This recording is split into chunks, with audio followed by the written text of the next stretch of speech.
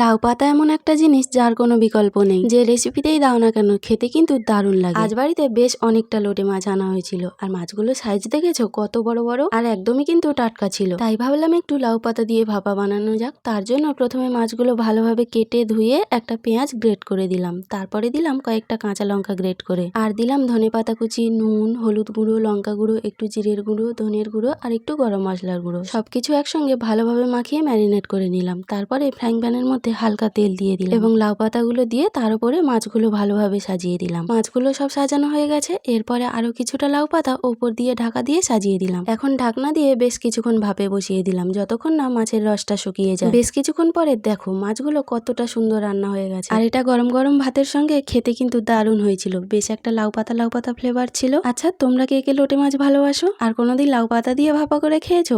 অবশ্যই কমেন্টে জানিও। আর তোমরা এই মাছটাকে কি নামে চেনো সেটাও জানিও।